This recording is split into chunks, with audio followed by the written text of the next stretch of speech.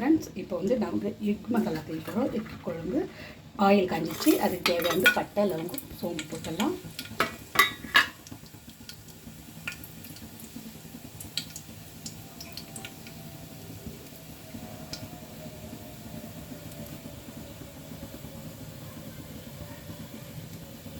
அதுக்கப்புறம் கருவேப்பிலை,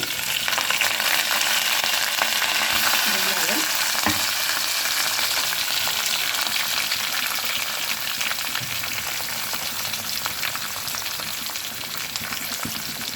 நல்லா வதக்கி எடுத்துடலாம். ஓகே ஃப்ரெண்ட்ஸ், வெங்காயம் இந்த அளவுக்கு வதங்கினாவே போதும். 2 ஸ்பூன் இஞ்சி பூண்டு பேஸ்ட்,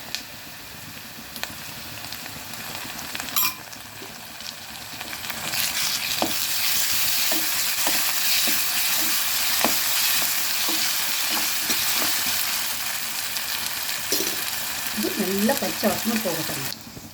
இப்போது டொமேட்டோ நல்லா மேஷ் ஆகிற வரைக்கும் வதக்கலாம்.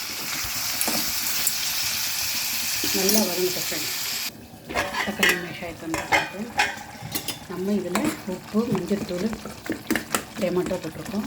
இப்போ நம்ம இது மேஷ் ஆகிட்டு தேங்காவை ஊற்றலாம் ஃப்ரெண்ட்ஸ். தேங்காவை ஊற்றிட்டு நமக்கு தேவையான மசாலா போடலாம். நான் எப்போவுமே வீட்டில் ரெடி பண்ண குழம்புத்தூள் அதுதான் போடுவேன்.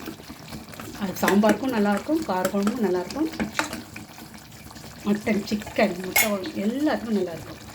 அதுதான் போட போகிறோம் ஃப்ரெண்ட்ஸ். தேங்காய் போட்டிருக்கோம். தேங்காய் கொஞ்சம் வதங்கட்டுங்க. அப்புறம் தேங்காய் வதங்கினோன்னு நாம் மிளகாய்த்தூள் போடலாம் ஃப்ரெண்ட்ஸ். தேங்காய் நல்லா வதக்கிடுச்சுங்க. இப்போ நம்ம தேவையான மிளகாய்த்தூள் போடலாம்.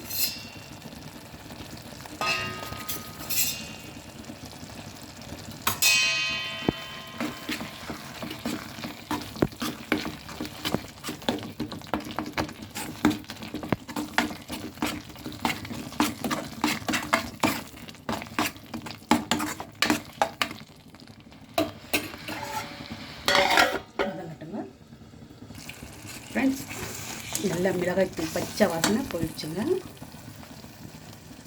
இப்போ நம்ம தேவையான தண்ணி ஊற்றிக்கலாம்.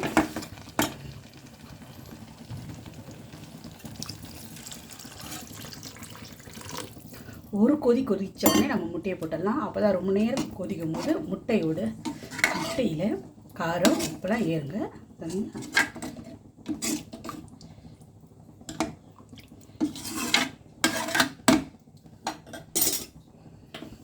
இன்னும் கூட கொஞ்சம் தண்ணி ஊற்றிக்கலாம்.